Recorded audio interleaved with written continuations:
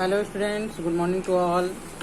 हम जैव प्रौद्योगिकी सिद्धांत एवं प्रक्रम के बारे में स्टडी कर रहे हैं, बायोटेक्नोलॉजी के बारे में, है ना, किस प्रकार ये होता है। तो आज हम पढ़ते हैं पुनर्योगज डीएनए तकनीक के साधन क्या क्या हैं। Tools of recombinant DNA technology.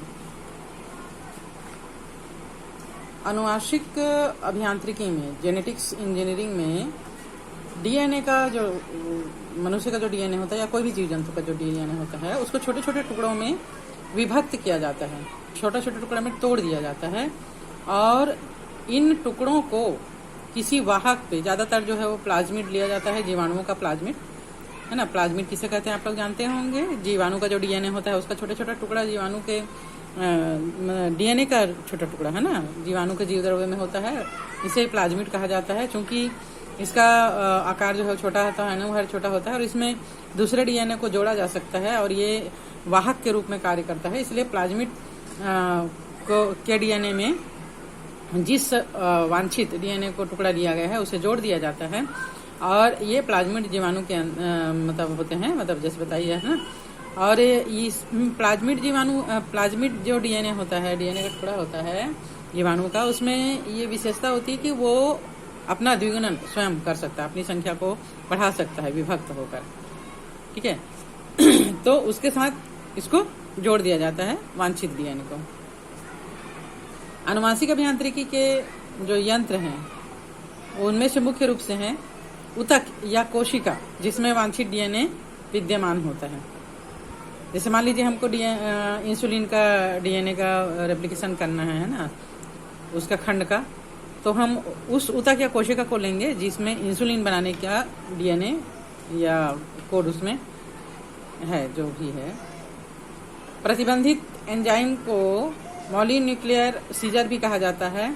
ये एंजाइम डीएनए को छोटे छोटे टुकड़ों में काट देता है, जैसे कि इको-आरआई, बैम-एचआई, हिंड-3, ये मतलब एंजाइम होता है जो डीएनए को, वांछित डीएनए को टुकड़ों में काटता है, उसको प्रतिबंधित एंजाइम कहा जाता है। लाइगेज एंजाइम जो डीएनए के कटे हुए टुकड़ों को प्लाज्मिड में जोड़ देता है। लाइगेज मतलब जोड़ने वाला, हमने पहले भी पढ़ा है ना।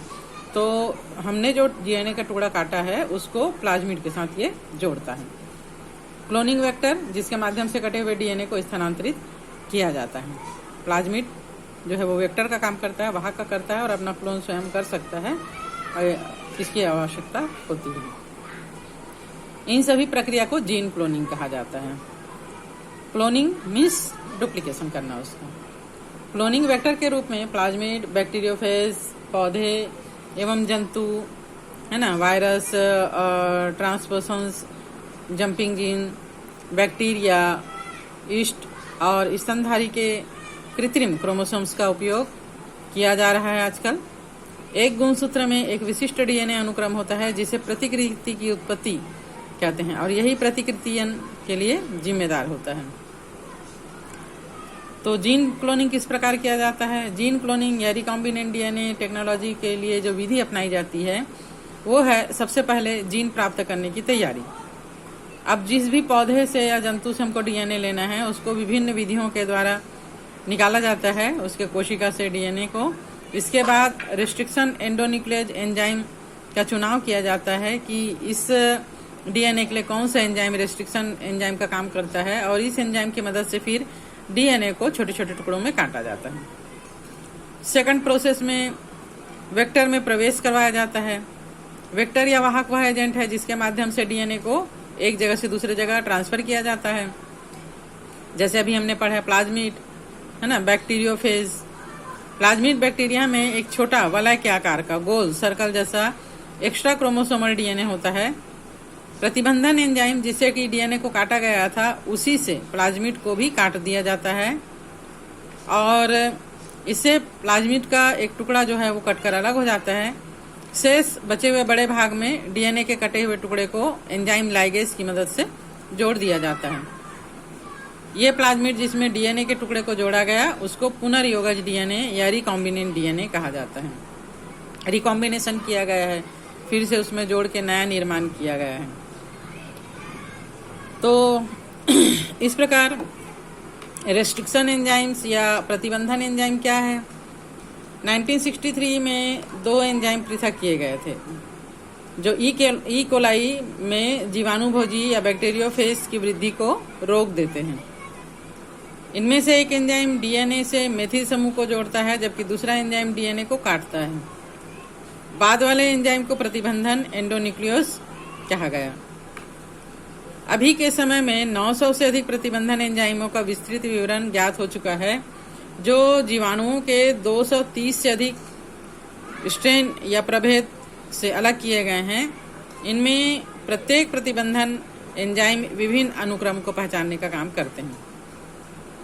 ये जो रेस्ट्रिक्शन एंजाइम्स होते हैं डबल स्ट्रैंडेड डीएनए को खंडित कर सकते हैं, और ये एंजाइम डीएनए को एक विशिष्ट जगह डीएनए के खंड को पहचानता है और वहां पर से उसको काट देता है।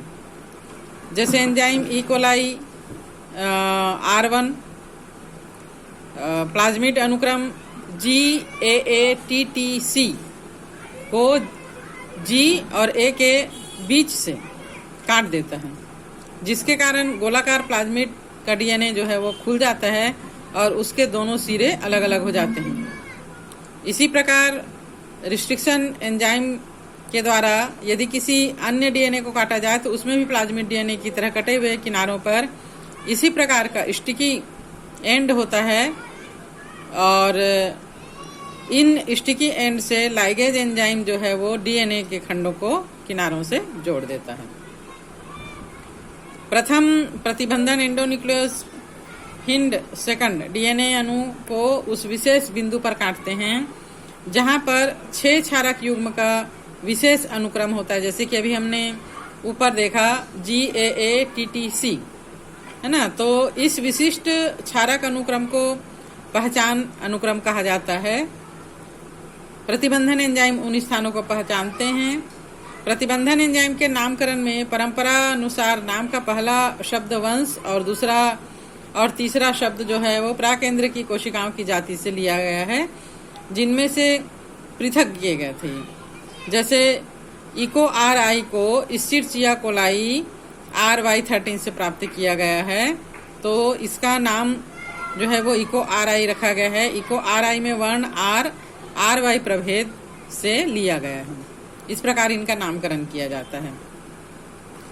वर्गीकरण की दृष्टि से प्रतिबंधन एंजाइम न्यूक्लियोएजेस कहलाने वाले एंजाइम के सबसे बड़े वर्ग में आते हैं, और ये 2 प्रकार के होते हैं, एक्सोन्यूक्लियोज और एंडोन्यूक्लियोज।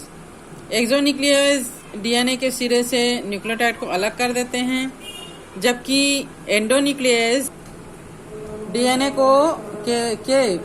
को भीतर विशिष्ट स्थलों पर काट देते हैं। प्रत्येक प्रतिबंधन एंडोन्यूक्लियस डीएनए अनुक्रम की लंबाई के निरीक्षण के बाद कार्य करता है। जब ये अपना विशिष्ट पहचान पा जाता है तब ये डीएनए से जुड़ जाता है और द्विकुंडलिनी की दोनों लड़ियों को शर्करा फास्फेट आधार स्तंभों में विशिष्ट केंद्र पर काट देता है। इस प्रकार प्रत्येक प्रतिबंधन एंडोन्यूक्लियस डीएनए में विशिष्ट पैलिंड्रोमिक न्यूक्लियोटाइड अनुक्रम को पहचानता है। पैलिंड्रोम क्या होता है ये हम नेक्स्ट लेक्चर में जानेंगे।